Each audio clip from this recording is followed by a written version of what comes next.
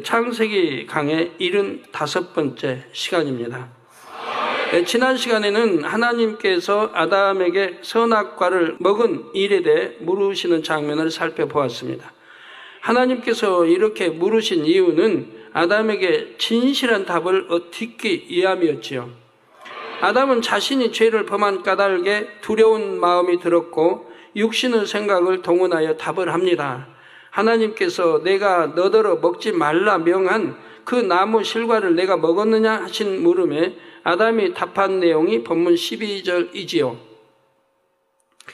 하나님이 주셔서 나와 함께하게 하신 여자, 그가 그 나무 실과를 내게 주므로 내가 먹었나이다. 아담은 선악과를 먹었다고 시인하면서 동시에 자신의 아내를 들먹였습니다. 먹은 거 자기가 먹었지 아내가 그냥 강제로 먹인 것도 아니고, 솔직히 시인하지 못하고 이렇게 아내를 걸고 들어가요. 선악을 먹었다고 시인하면서 동시에 자신의 아내를 들먹였습니다. 자신의 잘못을 인정하는 듯 하면서 근본 책임은 아내에게 돌리고 있지요. 물론 아내 하와가 선악과를 먼저 먹은 것은 사실입니다. 아담의 대답처럼 하와가 먼저 먹고 아담에게 주었지요. 그런데 하나님께서는 하와에게 묻지 않고 먼저 아담에게 물으셨습니다. 이는 하나님께서 아담을 첫째 하늘과 에덴 동산의 모든 피조물을 다스리는 최고 머리로 존중해 주신 것입니다. 물론 그 안에는 아내 하와도 포함되어 있지요. 최고 머리라는 직임에는 최고 책임자라는 뜻도 담겨 있습니다. 권세와 함께 책임도 따르지요. 하나님께서도 하와가 먼저 선악과를 먹은 사실을 아십니다. 또 하와는 아담의 사랑받는 아내였습니다. 그렇지만 하와는 아담의 권세 아래 있는 하나의 지체이기도 합니다. 하나님께서는 아담에게 최고 권세자로서의 위엄을 지킬 수 있는 마지막 기회를 주시려 했습니다. 큰 허물이 드러나 퇴진을 당한다 해도 명예롭게 할 수 있도록 배려해 주셨지요. 그런데 이 순간에도 아담은 어떻게든 자신의 책임을 줄여보려고 자기 아내를 거론했던 것입니다. 얼마나 진실되지 못하고 나약한 모습인지요. 더욱이 아담은 그냥 아내가 줘서 먹었습니다 라고 말하지도 않았습니다. 하나님이 주셔서 나와 함께 하게 하신 여자, 그가 줘서 먹었나이다 라고 표현했죠. 이 말엔 어떤 감정이 담겨 있습니까? 바로 하나님에게까지 책임을 전가하고 있죠. 아내 책임. 왜다 이제 하나님까지 지금 걸고 들어가는 거예요. 하나님이 내게 주셨기 때문에.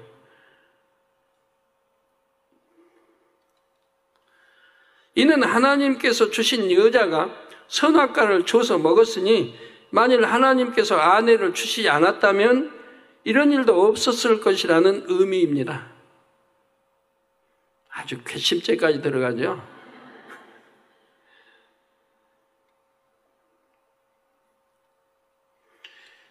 성경에서 이런 경우가 어디가 상상이 되십니까? 어디가? 성경에 이런 대목이 어디가 있나요? 몇 군데 있을 텐데 얼른 한번 떠올려 보세요. 아니면 통과. 욥기에도 잘 나오잖아요. 욥기에도 하나님 걸고 들어가고 자기 부모 걸고 들어가잖아요. 하나님이 해와 달 만드시지 않았다면 내 부모가 밤에 사랑 안 했을 거고, 그럼 나 낳지 않았을 거고, 하나님이 다 만들어 줄 때 또 부모 때문에 사랑해서 나 낳았다. 또 부모도 해와 달이 없고 있으면 밤이 없더라면 사랑을 하지 않아서 자기를 낳지 않았을 테니까 하면서 원망하는 장면들이 좀 나오지 않습니까? 책임을 아내는 물론 하나님에게까지 떠넘기며 자신은 어떻게든 모면하려는 의도가 깔려 있지요. 여러분들이 기도받으러 나올 때요, 암이든 하여튼, 물론 우리 성도님들이 지금 그런 기도받으러 나오는 분은 그렇게 없습니다. 왜? 아픈 분이 별로 없으니까 다 치료받고. 근데 초신자나 여러분 가족, 믿지 않는 가족이나 교회를 떠났다가 신앙생활 안 했다가 아파서 오신 분이 이제 이런 분들이겠는데, 아니면 타교의 성도나. 근데 이렇게 오면 정말 진실되게 솔직하게 그 회개를 한다고 하면, 그리고 기도받은 다음에 단번에 나을 건데 대부분이 속입니다. 자기 죄를 숨겨요. 하나님 앞에도 숨길 수 없는 것이고, 또 기도받을 내 앞에 숨길 이유가 뭐 있습니까? 솔직하게 나 이래 주일도 안 지키고 나 10조도 안 하고 이러이러한 범죄했고 솔직하게 털어놓으면 얼마나 좋아요. 그 솔직하게 회개하는 그걸 보고 하나님 그 믿음이라 여기시고 치료해 줄 텐데 숨긴단 말이에요. 그러니까 하나님의 역사를 볼 수가 없는 거죠.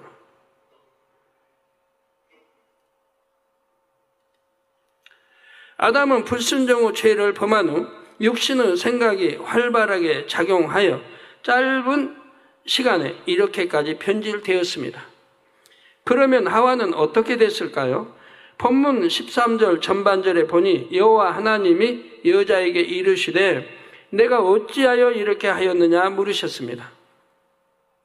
하와는 아담에게 속한 지체이기에 주체인 아담에게 총체적인 책임이 있다 해도 하와 역시 책임을 면할 수 없지요. 더구나 하와가 먼저 뱀의 꼬임에 넘어가 선악과를 따 먹었습니다. 여기에 더하여 아담도 선악과를 먹도록 했고요. 그런데도 하와는 하나님께 뭐라 답합니까? 뱀이 나를 꾀므로 내가 먹었나이다 했죠. 하와도 자신의 잘못은 인정하지 않은 채 뱀에게 책임을 떠넘기려 했습니다. 우리 성도님들 회개하실 때요, 정말 진실하게 회개하셔야 됩니다. 근데 저는 회개 편지 이렇게 작년에 보면 대부분이 진실성이 없어요. 정말 진실하게 회개한 분들이 있어요. 그런 분들은 정말 돌이키는 분들이에요. 근데 대부분이 진실하지는 못해요. 대부분 보면 내가 미혹당했다고 나와요. 내가 누구에게 미혹당했다.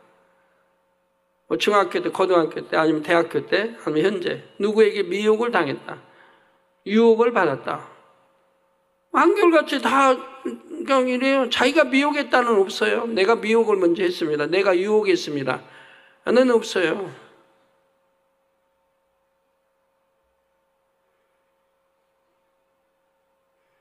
어떤 분은 저 재밌는 분도 있더라고요. 여자가 나를 미혹했는데 이렇게 향수를 뿌려가지고 화장에다가 향수를 뿌려서 그 향수가 미혹하는 향수래. 그런 게 정말 있는지는 모르겠어요. 미혹하는 향수를 뿌려가지고 나를 미혹해서 내가 넘어갔다. 이런 사람도 있어요. 그래서 내가 정말 그런 일이 있는가 하고 주변 일꾼에 물어봤거든요. 미혹하는, 유혹하는 일에 향수도 있냐고 그랬더니 있다고 그래요. 그래, 향수 뿌리면 냄새가 이상해가지고 미혹을 당한다고.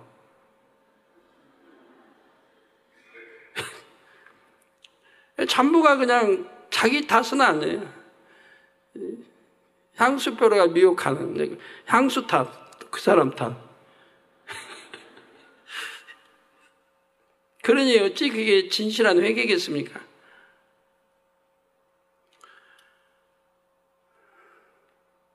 남편이 뭐 범죄를 했어요.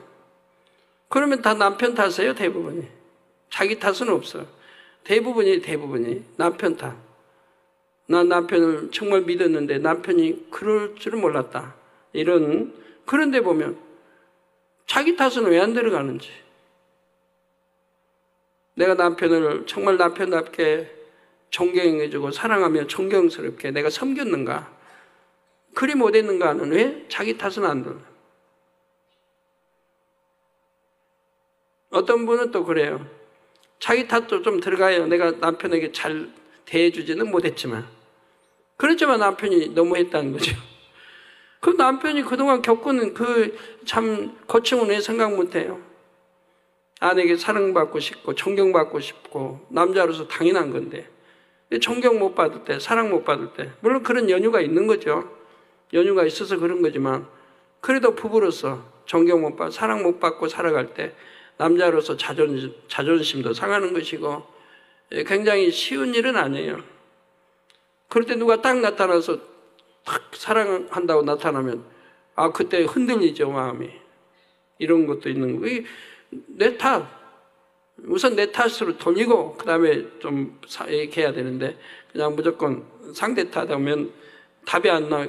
그러면 내가 충만해질 수가 없어요. 바른 회개가 안 나오니까.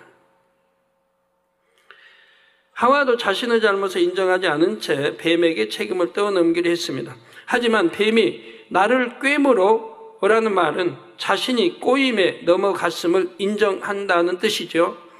뱀에게 모든 책임을 떠넘기려 했지만 자신이 꼬임에 넘어감으로 인해 선악과를 먹었음을 스스로 인정한 것입니다.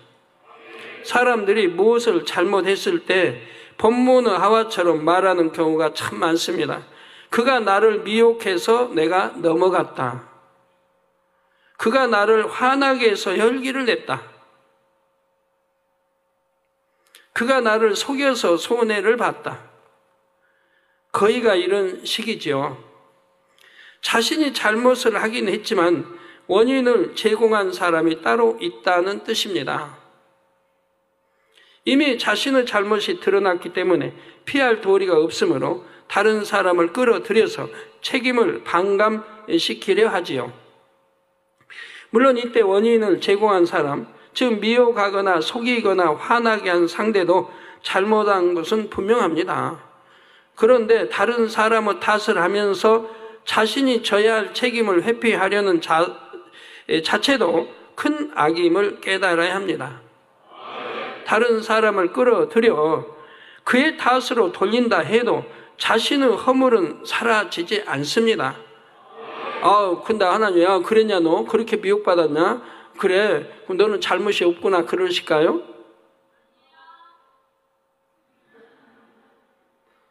아니죠. 오히려 원래 있던 허물 위에 나무 탓을 한 악이 가중될 뿐이죠.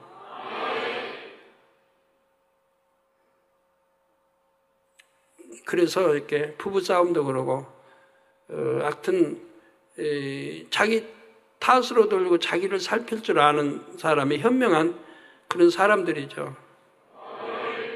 그러니까 자기를 먼저 알고 상대를 이렇게 배려하고 상대를 이렇게 분별해야 되는데, 나는 아무리 하고 그래. 싸우면 서로 싸우면 그러잖아요.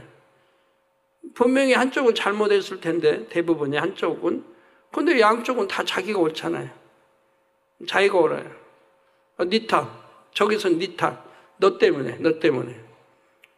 네가 나에게 폭력이 휘둘렀지 않느냐. 그러면 주먹으로 한번 왔다고 해봐요. 그럼 그것만 따져. 그러면 상대는 왜 주먹이 왔느냐는 안 따져. 왜 주먹이 상대에서 내가 왔느냐. 내가 욕을 했기 때문에 상대가 화가 나서 주먹이 왔다. 내가 이렇게 욕을 했더니 상대가 나를 때렸다. 이게 이제 진실 아니에요?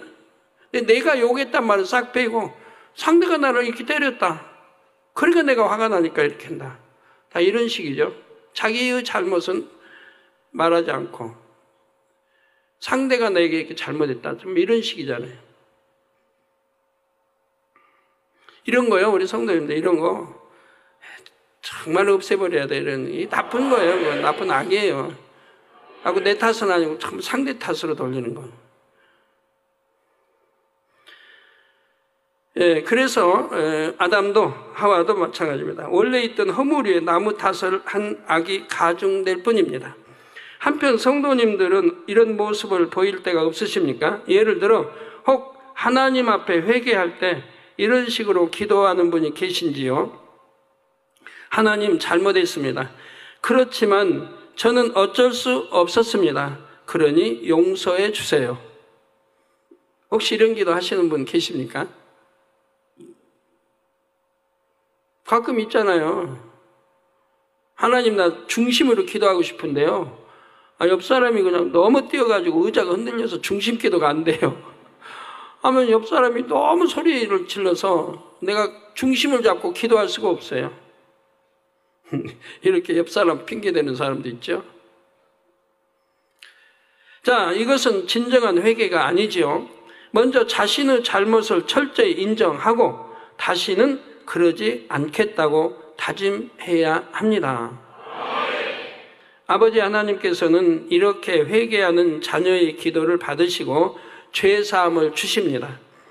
여러분이 누군가에게 사과할 일이 생겼을 때도 마찬가지입니다.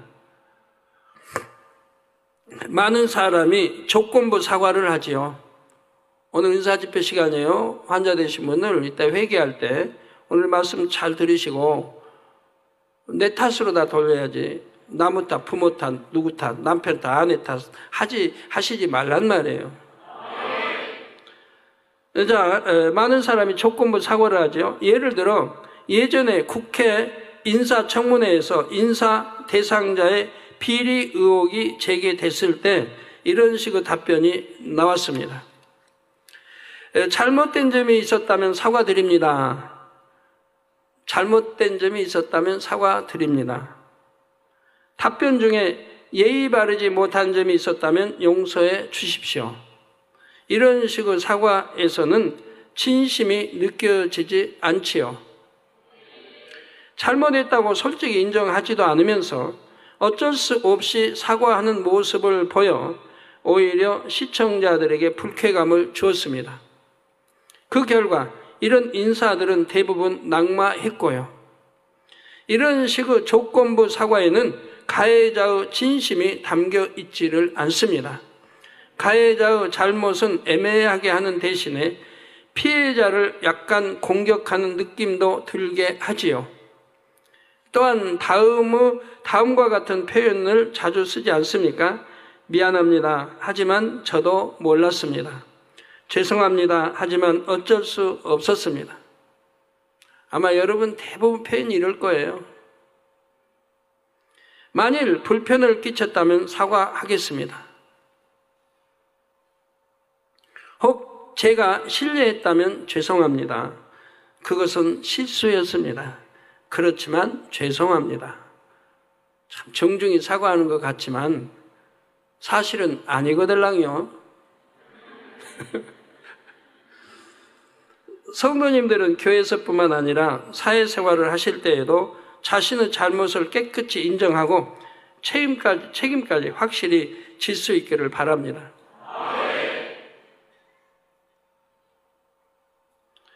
요즘에 성도님들이 얼마나 많이 변화되시는지 저에게 문자에 이제 그런 분이 있더라고요. 당회장님, 내 마음이 이렇게 많이 변했어요. 이렇게 많이 변했대. 옛날 같으면 상상 못할 마음을.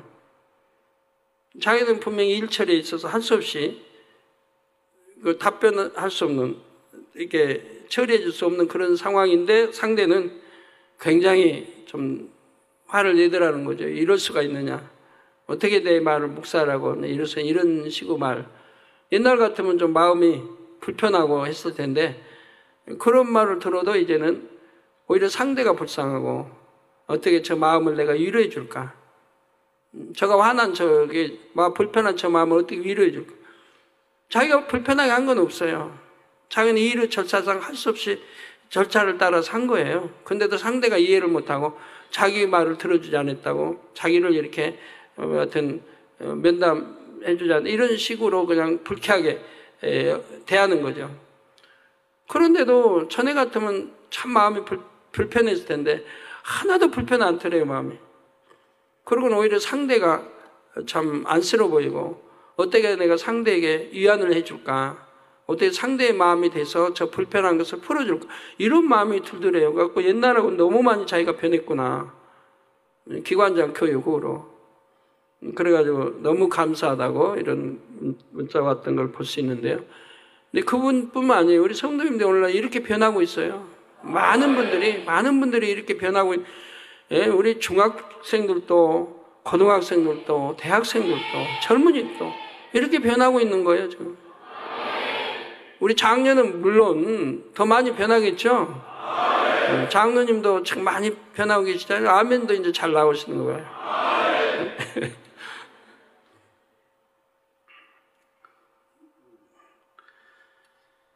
예. 그래서 자신의 잘못을 깨끗이 인정하고 책임까지 확실히 질 수 있기를 바랍니다.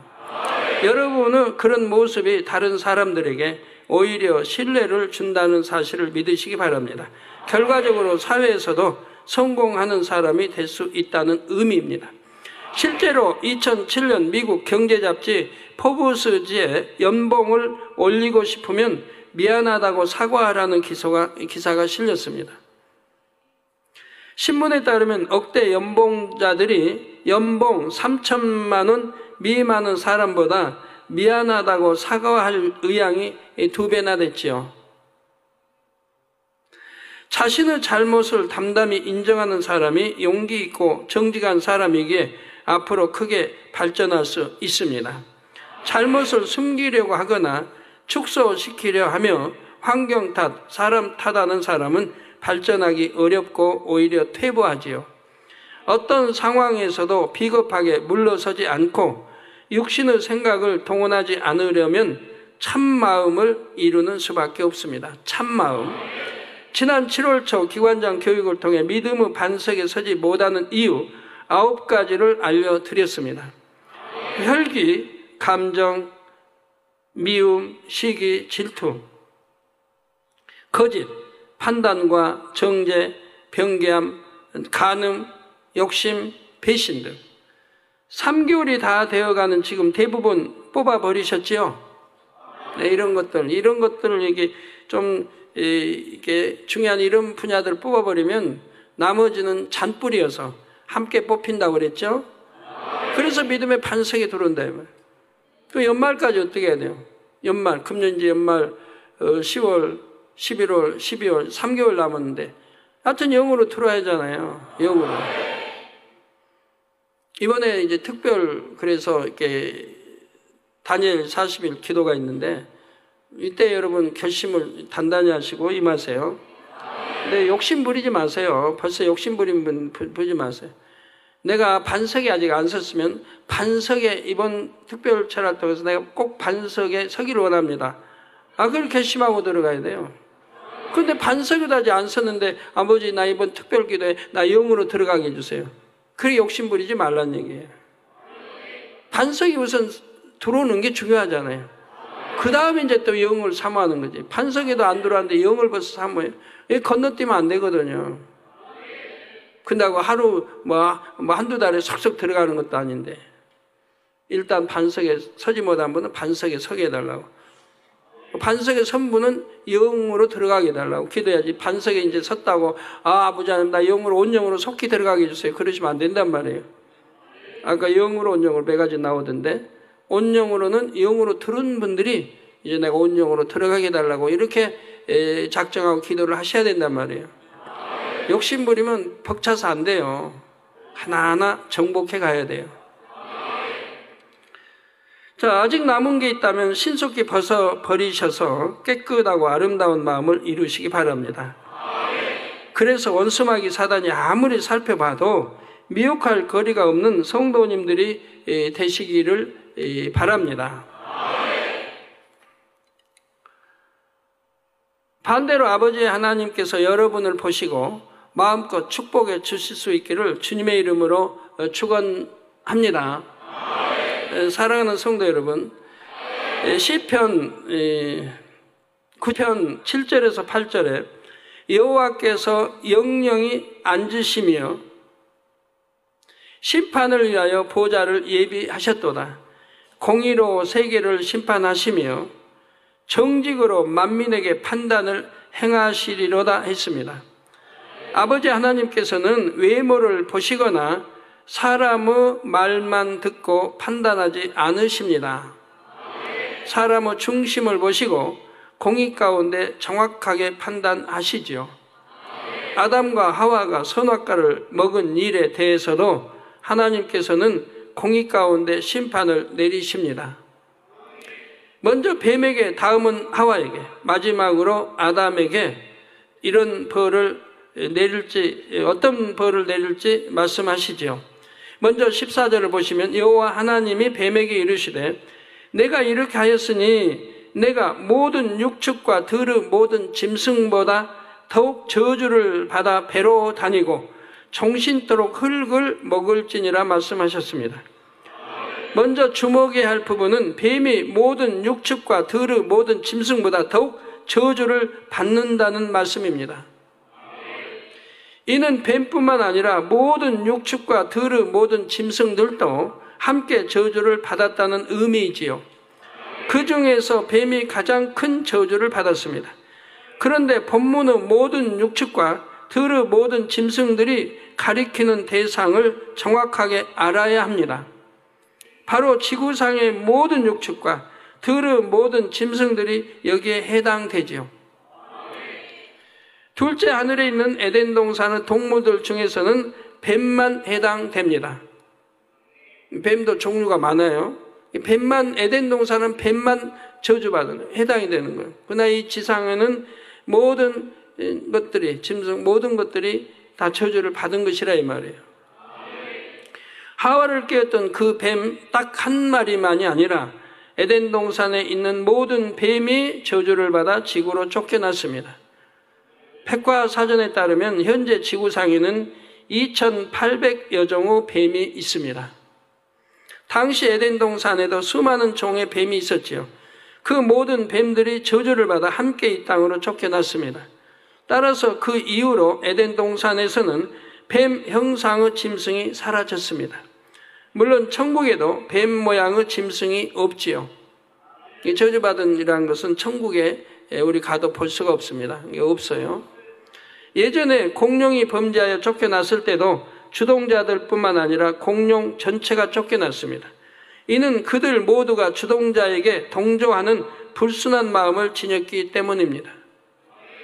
우리 누시퍼가 배신했을 때도 누시퍼에 따르는 3분의 1의 천사가 다 버림을 받지 않았습니까? 저주받지 않았습니까? 그 3분의 1의 숫자가 어마어마하게 수가 많아요. 인간 경작하고도 남을 그런 숫자입니다. 자, 에덴 동산의 뱀들도 마찬가지 상황이죠. 그러면 에덴 동산 사람들 중에서는 아담과 하와만 쫓겨난 이유는 무엇일까요? 에덴 동산 아담의 후손들은 선악과를 먹고 싶은 마음을 품지 않았습니다.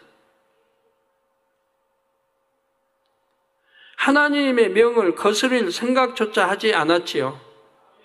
이에 아담과 하와만 에덴 동산에서 지구로 내쫓긴 것입니다.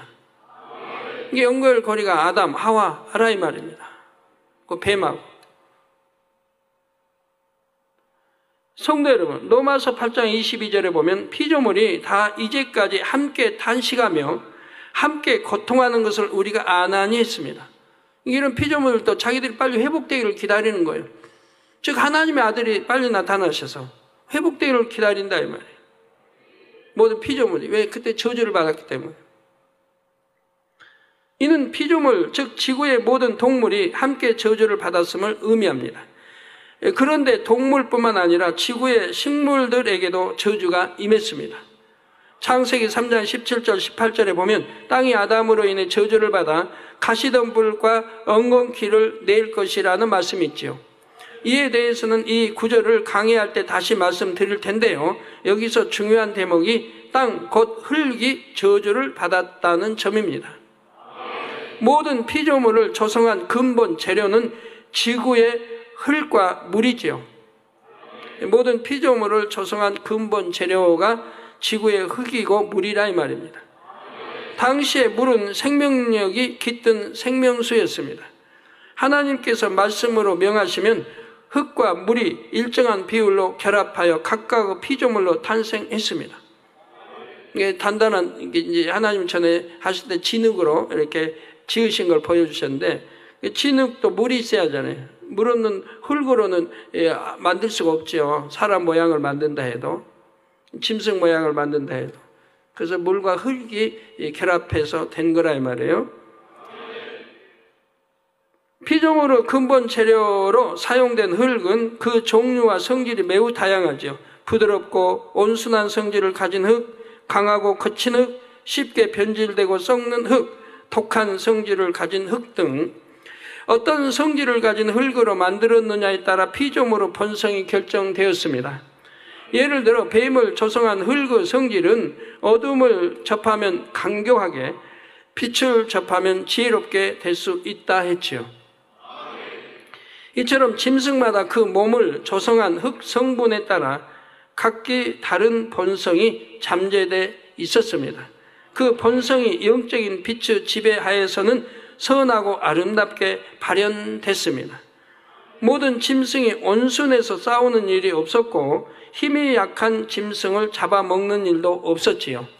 각자 정해진 생명의 기한대로 살다가 죽으면 흙으로 돌아갔습니다. 그런데 아담의 범죄로 인해 모든 피조물의 근본 재료인 흙에 저주가 임했다는 사실입니다. 그 결과 흙 자체가 지닌 본연의 성질이 그대로 드러나게 되었지요. 이로써 자연계에는 많은 변화가 생겼습니다. 먼저 짐승의 성질이 근본을 조성한 토질 그대로 드러났지요. 많은 동물들이 본성 속에 잠재되어 있던 난폭함, 교활함, 간사함, 잔인함을 드러냈습니다. 물론 여전히 유순한 짐승들도 있었습니다. 소, 양, 비둘기 같은 동물은 크게 변화가 없었지요. 다음으로 나타난 변화는 독성을 가진 동물들도 생겨난 점입니다. 예를 들어 뱀, 개구리, 거미, 벌, 보고, 해파리 중에는 강한 독을 가진 종이 있지요. 개구리의 경우 사람이 만지기만 해도 죽을 만큼의 맹독을 지닌 종도 있습니다. 바로 독화살 개구리입니다. 독화살 개구리. 우리 이번 주에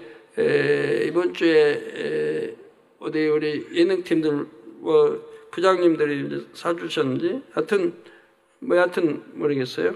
그 63빌딩에 가서 이제 뷔페로 먹었나 봐요. 근데 거기에 개구리 요리도 나오더래요. 개구리 요리. 저는 그런 말은 처음 들어보는데, 저는 63에 그 50몇 층에 올라가서 개척대 80대 개척 가서 거기 누가 이제 은행 머리 되는 분이 이렇게 사줘서 간 적이 있는데, 거기에 그 개구리 요리가 나오더라고요. 개구리 요리 뭐 가지가지 요리가 나와서 이런 것도 있나고 그 못 먹었는데, 근데 전에 또 그 법무부 장관 했던 그분이 초대해서 식사를 신라호텔에 가서는데 거기 보니까 진짜 이상한 거 많이 나오더라고요. 뭐 곰발바닥 또 여하튼 이름도 모르 여하튼 희한한 게 뭐 나오더라고요. 빈 실장님 기억하실 텐데 곰발바닥 또 뭐예요?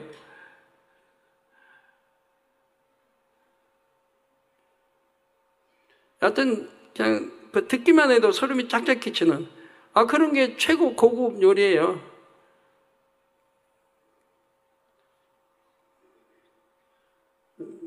참 저는 그래서 아주 소식한다고 하고 이렇게 넘깁니다만 이게 계속 나오니까 먹으면 나오니까 넘겼는데, 이 이름은 사람들이 화살촉에 이 개구리의 독을 묻힌 데서 유래했지요.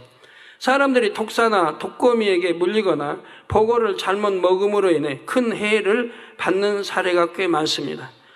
이어 자연계 동식물에 나타난 변화는 가시가 생겨나는 등 외모가 변했습니다. 식물 중에도 가시를 가진 종이 많은데 가시는 바로 이때 생겨났지요. 많은 동물의 외형이 공격적이고 위협적인 모습으로 바뀌었습니다. 생태계가 양육 강식의 법칙대로 운행하기 시작했기에 동물들은 스스로 먹이를 찾아야 했고 동시에 방어도 해야만 했죠. 그래서 식물을 먹는 초식 동물은 그래도 발톱이고 이빨이 좀 무섭지 않은데, 이게 육식 동물들은 보면 대부분 뭐 고양이과에 이런 것들 뭐 사자, 호랑이든 뭐 하여튼 보면은 막 이빨부터 날카롭고 무섭게 생겼잖아요. 게다가 발톱까지도 뭐 고양이 발톱도 얼마나 날카롭게 무서워요. 한번 핥히면 그냥 착착 찢어지는. 자, 자연계에 나타난 특히 큰 변화는 병원 미생물들의 출현입니다. 여기서 병원 미생물이란 사람을 비롯한 동식물에 질병을 가져오는 세균과 바이러스를 총칭합니다. 병원 미생물이란 사람을 비롯한 동식물에 질병을 가져오는 세균과 바이러스를 총칭합니다. 물론 미생물이 이때 갑자기 생겨난 것은 아닙니다. 미생물도 6일 창조 기간에 창조됐죠. 이번 주에는 여러분 달게 먹는 과일이 뭐죠? 그게 뭐예요? 그냥 그 과일 먹고 죽었다는 미국에서 어느 주에는 그 과일 먹고 메론 먹고 죽은 사람도 많이 나왔잖아요. 그러니까 이 과일 안에도 그런 바이러스 균이 있어가지고 더 먹으면 죽기도 하고 한단 말이에요. 다행히 우리나라에는 아직 그 주에서 미국 그 주에서 나는 메론은 수입한 적이 없다고 하니까 다행이긴 한데, 예. 미생물도 6일 창조기간에 창조됐죠. 동식물이 죽으면 사체를 분해하는 존재가 필요했기 때문입니다. 하나님의 섭리는 이거 사체를 죽으면 그걸 썩어 어떻게 돼요? 그러니까 또 그것만 분해시키는 그런 것도 만들어 놓으셨단 말이에요. 그래야 땅이 정화되죠. 이 미생물들을 조성한 근본 재료도 흙과 물이었습니다. 그런데 땅이 저주를 받자 미생물 중에서도 다른 대상에게 해를 끼치는 종류가 등장했습니다. 대표적인 병원균의 예로는 결핵균, 파상풍균, 콜레라균이 있습니다. 바이러스가 주요 원인인 대표적인 질병은 독감, 감기, 에이즈, 소아마비, 천연두, 구제역을 들 수 있죠. 여러분 병에 이제 어떤 죄를 범하에 따라서 병의 종류가 달라집니다. 근데 요즘에 봉화지겸이 많이 있더라고. 봉화지겸들. 그래서 이거는 무슨 죄로 인해 온 건지 제가 아직 몰라서 한번 기도해 보세요. 그래서 봉화지겸이 걸린 분들 꽤 있더라고요. 그거는 이제 무슨 혈기가 많은 그런 여하튼 있을 텐데 기도해 보고 여러분들 알려드리도록 하겠습니다. 예, 이 밖에도 미생물 중에는 음식물에서 독소를 생성하여 식중독을 일으키는 세균도 있습니다. 기생충은 대놓고 다른 생물에게 붙어서 살지요. 참 염치 없는 생물입니다. 사람들도 그런 사람도 있잖아요. 사람에게 죄송합니다. 욕 좀 할게요. 등쳐먹는다. 죄송합니다. 이런 분들이 있잖아요. 타인에게 피해를 주고 내가 이익을 얻는. 상대를 해코자 하고 상대에게 손해를 끼치고 상대 피해를 주고 내가 이익을 본 이런 사람들도 있잖아요. 참 이해 안 되는 사람들이 그래도 더러더러 있단 말이에요. 자, 이런 기생충 중에서도 더욱 파렴치한 종들이 있습니다. 몇 가지 사례를 말씀드리겠습니다. 달팽이는 몸의 수분 증발을 막기 위해 원래는 물속이나 습한 음지에 삽니다. 달팽이 나옵니다. 그런데 바다 달팽이가 어떤 기생충에 감염되면 자꾸 바위 위로 기어 올라가지요. 이런 달팽이는 바다 갈매기 눈에 쉽게 띄어 먹이가 되고 맙니다. 이 달팽이는 왜 이런 어처구니 없는 자살 행위를 할까요? 그 원인은 바로 달팽이 몸속에 있는 기생충 때문입니다. 그 기생충은 궁극적으로 갈매기 몸속으로 들어가야 번식을 할 수 있습니다. 이에 달팽이를 이용해서 갈매기 몸속으로 들어간 것입니다. 이와 비슷한 식으로 기생충에게 이용당하는 개미들이 있습니다. 개미가 기생충의 공격을 받으면 자꾸만 풀잎 끝으로 기어 오릅니다. 그러다가 풀을 뜯는 양이나 소의 장으로 빨려 들어가지요. 이 개미 역시 초식 동물의 장 속에 들어가는 것이 목표인 기생충에게 조종당한 것입니다. 멀쩡하게 물속에서 잘 살던 물고기도 기생충에 감염되면 자꾸 수면 가까이 올라가 새의 먹이가 되는 경우도 있습니다. 이와 같은 방식으로 벌에게 당하는 거미도 있습니다. 국제학술지 네이처에 실렸던 내용을 한 사례를 소개해 드리겠습니다. 맵시 벌은 거미의 몸에 알을 낳습니다. 맵시 벌, 거미의 몸속에서 그 알이 깨어나 애벌레로 자라기 시작하면 거미는 특이한 행동을 합니다. 돌연 거미줄 구조를 강한 바람에도 끄덕없는 X자 모양으로 만들지요. 저기 나옵니다. 우리가 흔히 볼 수 있는 거미줄은 동심원을 그리듯 둥글게 퍼진 형태입니다. 거미줄을 보면 이게 원으로 이렇게 쳐지잖아요. X자 모양 거미줄이 완성되면 맵시벌 애벌레는 거미를 죽이고 그 든든한 구조의 거미줄 한복판에 매달려 번데기를 틉니다. 연구가들은 실험적으로 거미의 몸에서 맵시벌 애벌레를 제거해 보았습니다. 거미는 한 이틀 밤은 계속 애벌레가 원하는 X자형 구조를 만들었지만 다시 정상적인 둥근 그물 구조를 만들었지요. 마치 정신이 빼앗겼다가 되찾은 듯 말입니다. 참 저는 이런 경우 많이 봅니다. 우리 성도님들. 요즘 편지에는 참 그런 편지가, 전에는 회개 편지를 내가 읽고 충격받고 늘 기가 빠졌는데 이제는 그런 회개 편지는 별로 없어요. 없고 이제 내가 이렇게 축복받았다, 이렇게 변화되고 있다, 이런 대부분 이런 편지예요. 이제 전에 기관적인 이후로 내가 이렇게 변하고 있습니다. 오로라 빛으로 도움으로 이렇게 내가 변화되고 있습니다. 이런 주로 은혜의 편지예요. 그 축복받은 편지. 전처럼 회개 편지 이런 거는 이제 극히 드물어요. 근데 그 회개 편지나 이제 은혜 그 편지에도 보면 그런 내용이 많이 있더라고요. 전에는 작년 12월 25일 전에는 자기 정신이 아니었다고 그래요. 지금 돌이켜보면 내가 왜 그렇게 살았던 거, 왜 그 많은 세월을 그렇게 미혹당하고 죄를 짓고 그렇게 살았던 거.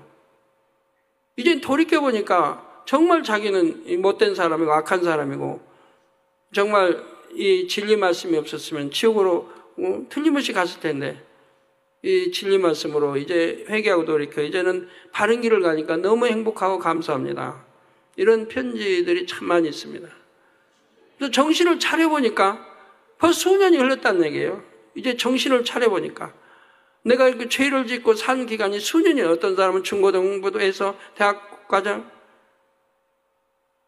길게는 10년이 넘게, 이런 세월을 그렇게 허송세월하며 죄를 짓고 살았다는 거예요. 자기도 몰랐다, 자기도. 이제 이게 회개하고 돌이켜보니까 자기가 제정신이 아니게 살았다는 얘기예요. 추가 원수막이 밥 노릇 했으니까 제정신 아니었겠죠. 회개하고 돌이켜 제정신이 돌아오니까 내가 왜 그렇게 살았는고, 왜 그 많은 세월을, 학생 때는 열심히 공부해야 되는데 공부도 하지 않고, 신앙생활도 열심히 하지 않고 죄를 짓고 지옥 갈 행위만 하고, 이제 이렇게 돌이켜서 보니까 공부도 못했지, 어디 직장 하나 제대로 들어갈 수가 없지. 많은 것들이 너무 후회된다는 거죠. 너무 후회가 된다. 일찍 깨달았으면, 일찍 회개하고 돌이켰으면. 일찍 깨닫게 안 해줬나요? 단에서 수도 없이 경고하고 가르쳤는데도 본인들이 순종 안 했지. 왜? 세상이 좋으니까. 그 쓸데없는 간음, 음욕에다가 마음 생각을 대부분 내줬으니까. 그러니까 정신을 못 차린 거죠. 내 정신이 들고 보니까, 하나님 은혜 주셔서 제정신을 돌아오고 보니까 얼마나 많은 세월을 허송하고 보냈더라 이 말이에요. 공부나 잘할 걸. 공부도 못했지. 좋은 대학교도 못 들어갔지. 아담의 범죄 이후 땅이 저주를 받자 작은 곤충들과 눈에 잘 띄지 않는 미생물까지 얼마나 악한 본성이 드러났는지 알 수가 있죠.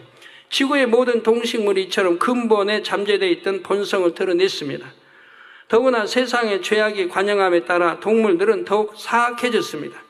그래서 세상 끝날이 가까울수록 독성이 더 강한 세균과 바이러스가 등장하는 것입니다. 다음 시간에는 가장 큰 저주를 받은 뱀이 과연 어떻게 되었는지 말씀드리겠습니다. 결론을 말씀드립니다. 사랑하는 성도 여러분, 이 시간에는 먼저 선악과를 먹은 일에 대해 아담과 하와가 책임을 회피하는 장면을 살펴보았습니다. 혹여 나도 그런 책임을 회피하고 여하튼 한번 다시 돌리고 그러진 아니한가 살펴보는 그런 은혜를 받으시기 바라요. 뭐나 마찬가지. 부모는 자녀가 잘못됐으면 자녀 탓하지 말고, 자녀가 왜 저렇게 빗나갔는가, 왜 부모의 말을 듣지 않는가, 왜 가정을 싫어해서 나가면 며칠씩 자고 오는가, 왜 나쁜 애들과 어울리는, 그게 대부분이 부모 탓이지 왜 자녀 탓입니까? 자기 탓으로 돌아보고 자기를 살펴보면 답이 나올 거 아니에요. 우리 학생들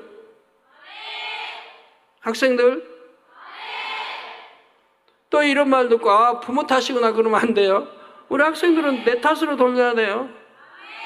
부모가 아무리 싸우든 뭐 한다고 다 공부 못합니까? 어떤 애들은 너무 착하게 공부 잘하는 애들 얼마나 많은데 가정 환경이 엉망이든 돈이 없어 뭐 학용부사라고 돈도 안 주는 그런 학생들도 그런 자녀들도 공부 잘하는 자녀 얼마든 있거든요.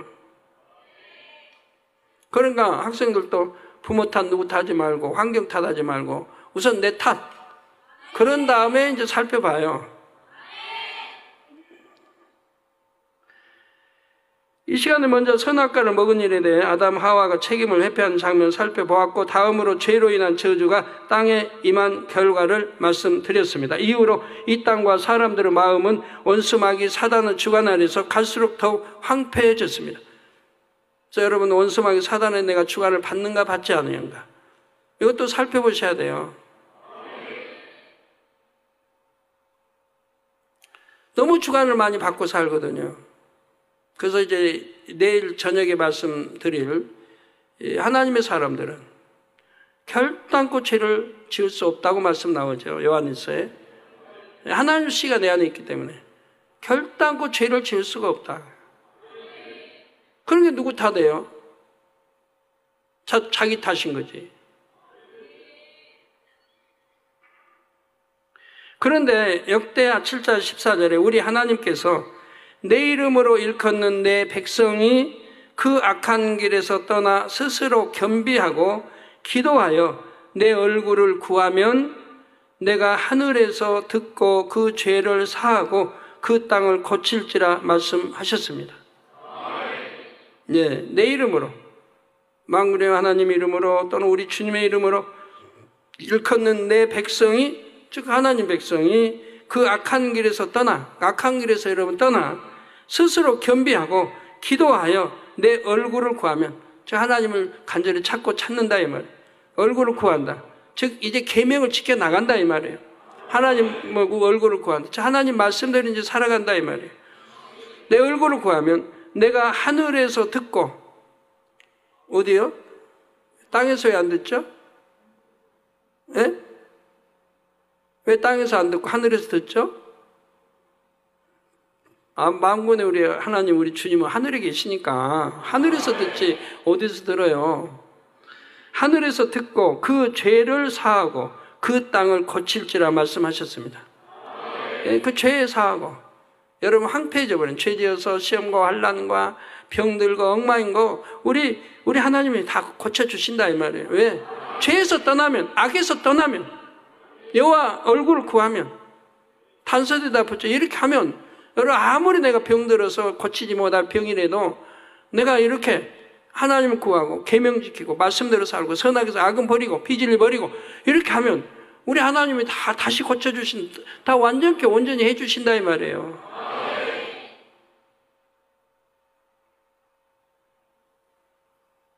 이 재단에 그런 수도 없이 여러분 보셨잖아요. 엉망진창인 사람 저것도 과연 하나님 역사하실까? 보기 그냥 너무 엉망진창인 거예요. 몸이 전체가. 그런 사람도 하나님 손만 대시면요 말끔해지잖아요.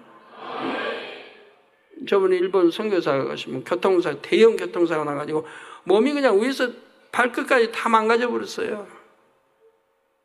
입안까지 그냥 다 아구도 깨지고 막 어디 성한 데가 없어요. 평생 이제 불구로 일처 생활해야 되고. 그런데 회개하고 금식하고 회개하고 와서 기도 한 번 받고 깨끗해져 버렸잖아요. 기도 한 번 받고 깨끗해져. 갖고 멀쩡하게 일본 선교사회를 가게. 네, 저분이 지금 옛날 치료받기 전에 나오죠.